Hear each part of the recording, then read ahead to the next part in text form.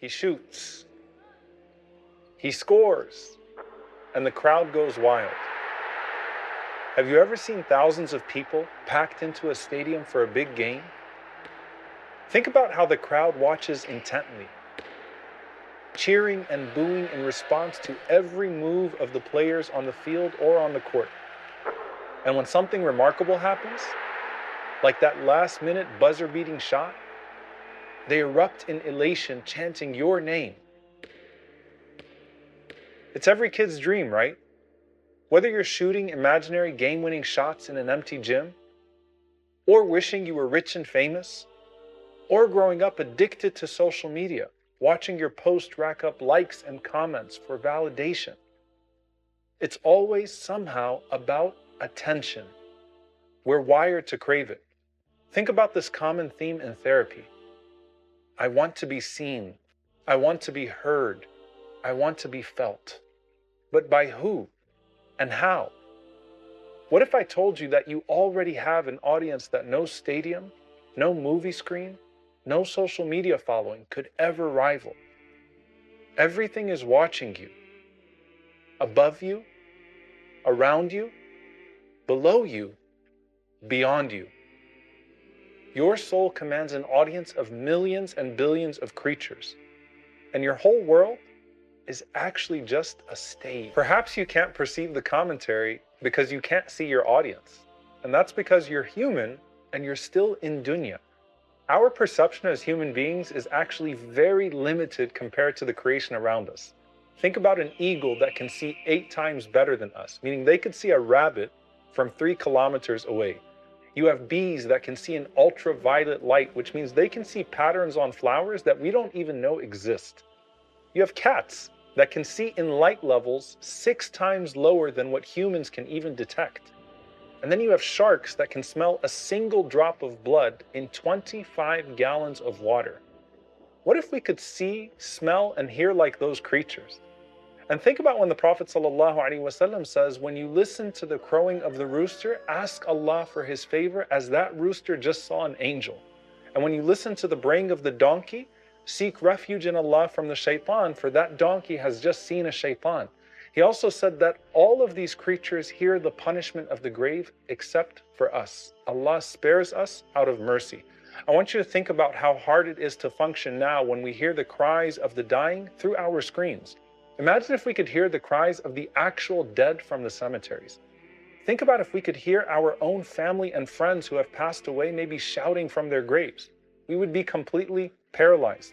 And that mercy of Allah isn't even just for the barzakh. Like, would we really be able to sit in a social setting if Allah increased our vision to be able to see the particles floating in the air every time someone sneezes, or the dust mites all around us crawling like insects?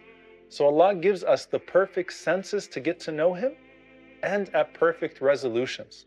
And that's why the Prophet ﷺ said, "Usika an tastahi min Allah ta'ala kama tastahi min al-rajul as-salih min qawmika."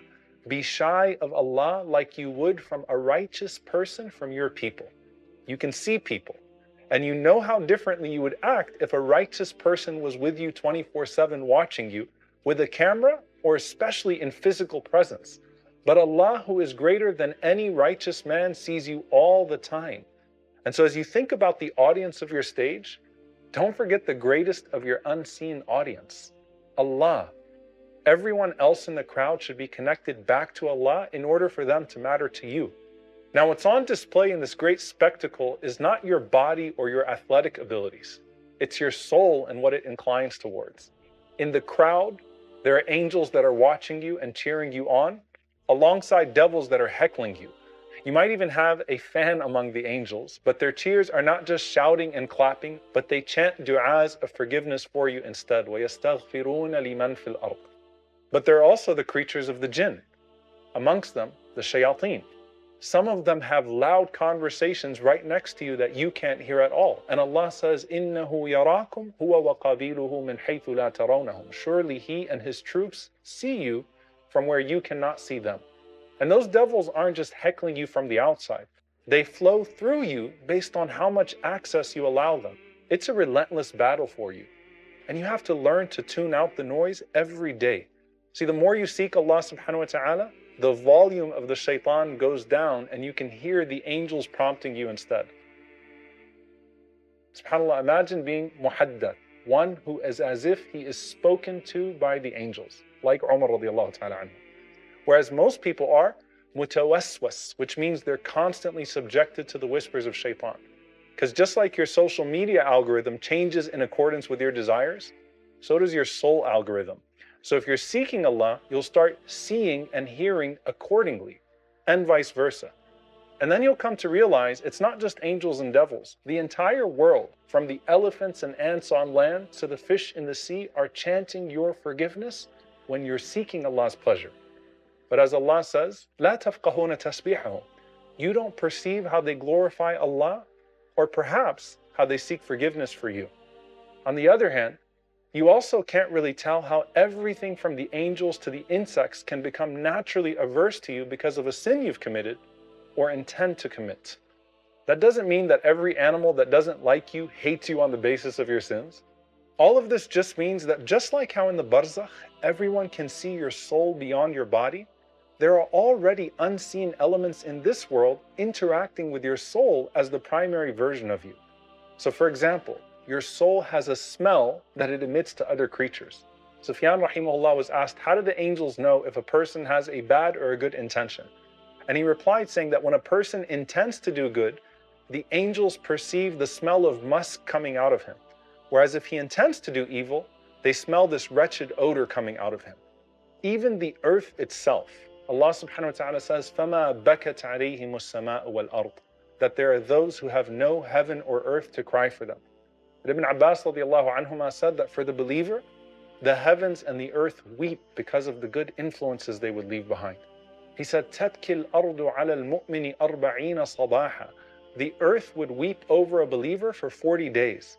On the other hand, the Prophet ﷺ, when describing the foul stench from the place of the earth of the evil person when he dies, literally took a cloth and put it over his nose to describe how bad that soul would smell.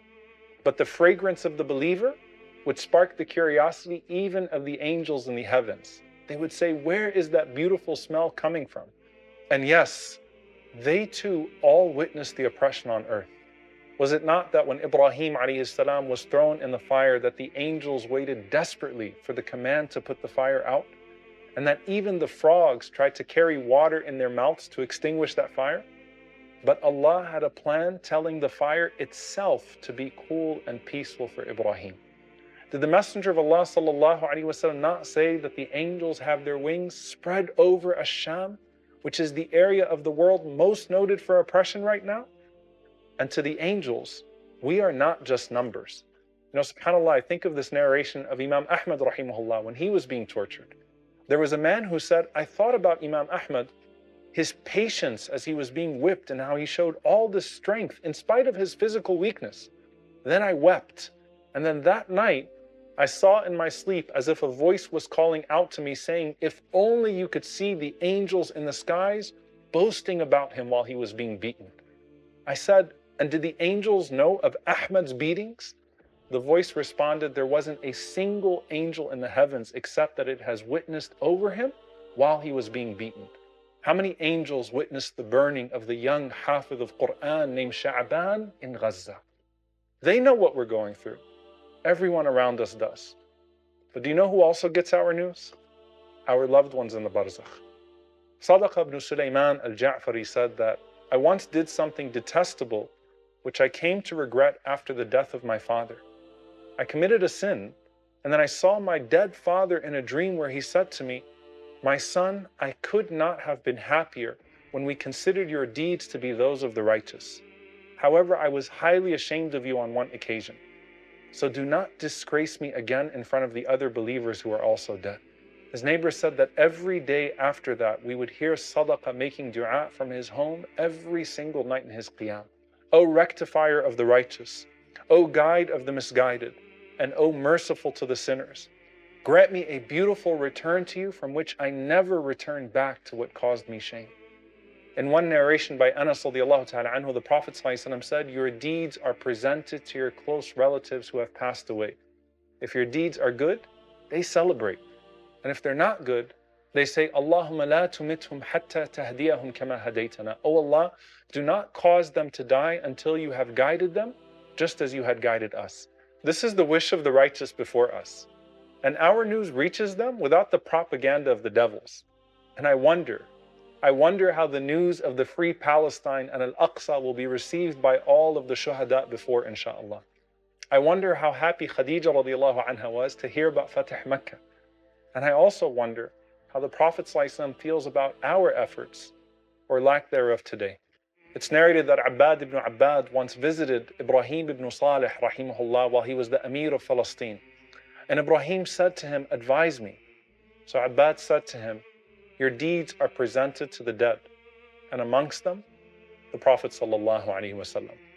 On that alone, Ibrahim wept until his beard was soaked with his tears. I wonder what it was like when Ibrahim died, and maybe he met the Prophet ﷺ himself. See, entering the barzakh is like going backstage after it's all over, or meeting the spectators and hearing what they were saying about you all along. But you don't want to wait till then to figure it out. Ask yourself now, who are you to all of those who are watching you? What does the Prophet ﷺ think about you right now? What does he think about the state of our ummah?